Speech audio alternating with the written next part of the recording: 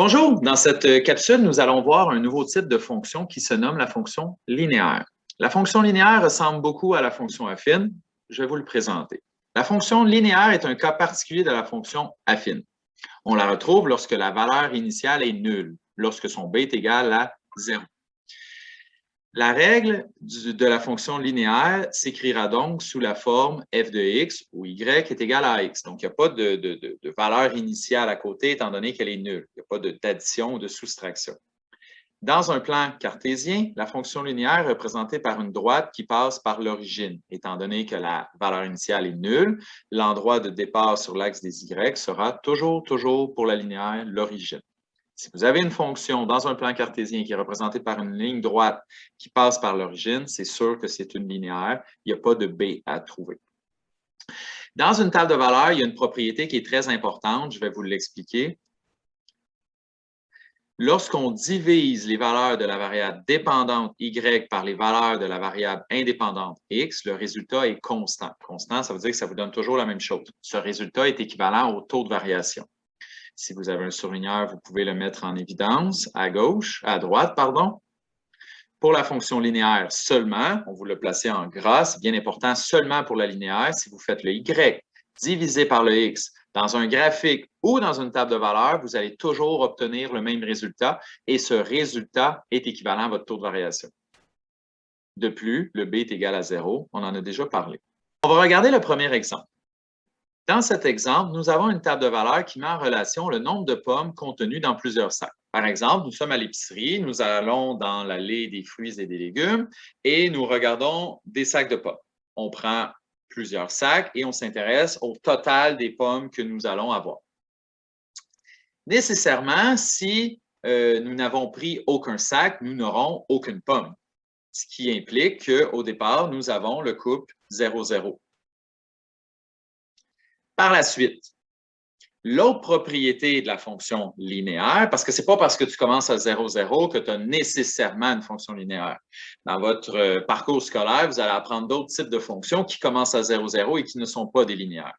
L'autre particularité de la linéaire, c'est qu'il faut que lorsque tu divises le y par le x, tu obtiennes toujours le même résultat. Regardons ici. Si on prend la première combinaison, avec 2 sacs, on a 14 pommes. Quand on fait le y divisé par le x, 14 divisé par 2, ça donne 7. 7 représente quoi? 7 pommes par sac. Il faut que ce soit toujours 7 pommes par sac pour avoir une fonction linéaire. On essaie le couple suivant. 28 divisé par 4, ça donne encore 7. Le couple suivant, 42 divisé par 6, on a encore 7 pommes par sac. Donc, les deux critères sont respectés. On commence à 0,0, on a une valeur initiale nulle et il y a toujours le même nombre de pommes par sac. Est-ce que la fonction linéaire, elle est linéaire? Oui. On va l'écrire ici. Oui, virgule, car on commence à 0 pommes, plutôt 0 sac, 0 pommes. Et il y a toujours 7 pommes par sac. Oui, j'ai mis un petit S de trop ici.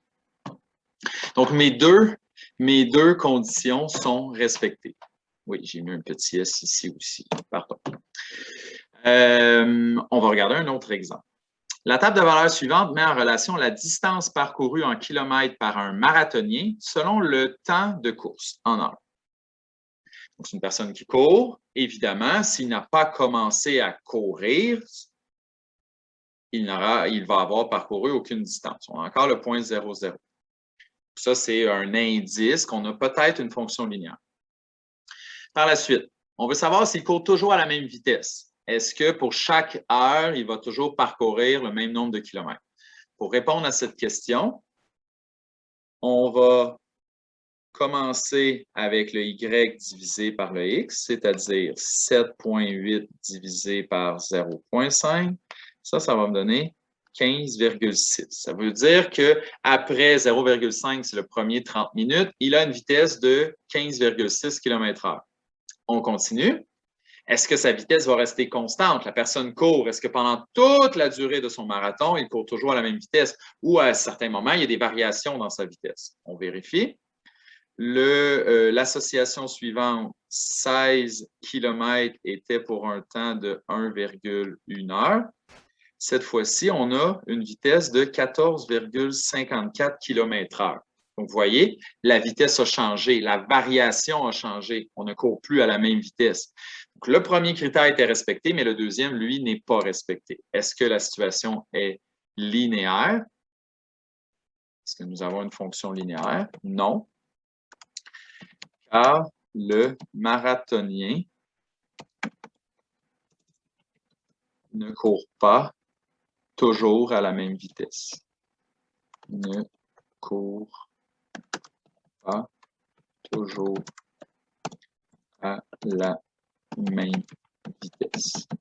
En passant, je ne sais pas si je l'ai dit avec l'exemple précédent, je m'excuse, on aurait pu aussi faire Y2 moins Y1 sur X2 moins X1 pour trouver le taux de variation.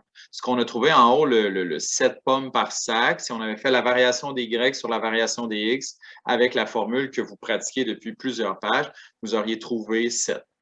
Ici, si vous appliquez la variation avec 2 coupes et ensuite 2 autres coupes, vous allez vous rendre compte que sa vitesse change en cours de marathon, ce qui est tout à fait normal. Un marathonien peut difficilement toujours avoir exactement la même vitesse. À un moment donné, il est fatigué, il se repose un petit peu, accélère, la chaleur, il y a plein de paramètres extérieurs qui peuvent avoir un impact sur sa vitesse.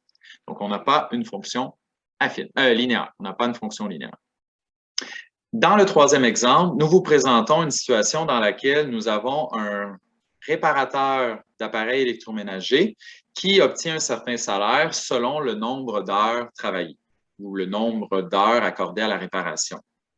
Pour 1 heure, son salaire est de 40 $. Pour 2 heures, son salaire est de 55 $, ainsi de suite. Est-ce que cette situation est associée à une fonction linéaire? Premièrement, la linéaire, on peut vérifier si lorsqu'on divise le Y par le X, on obtient toujours la même chose. En fait, quand on fait ça, on vérifie si la situation est proportionnelle. Les fonctions linéaires sont proportionnelles. Donc, si je fais 40 divisé par 1, ça fait 40. Ça voudrait dire qu'il gagne 40 $ pour 1 heure. Ou pour chaque heure, plutôt. Si on fait 55 divisé par 2, cette fois-ci, ça me fait 27,50 $ de l'heure.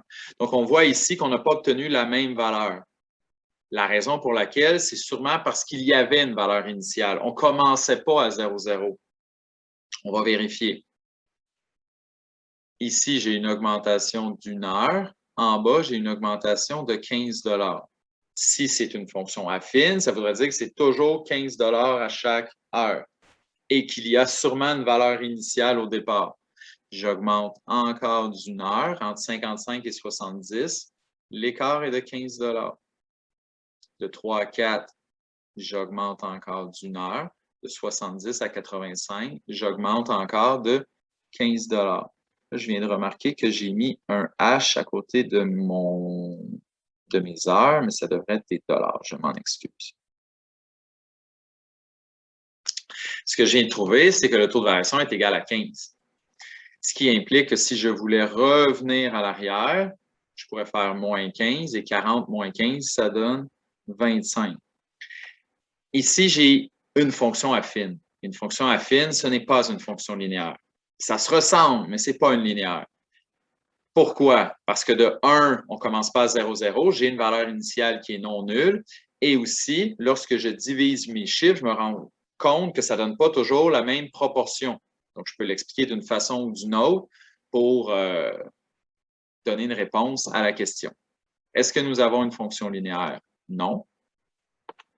Je vais utiliser la valeur initiale, on le voit bien.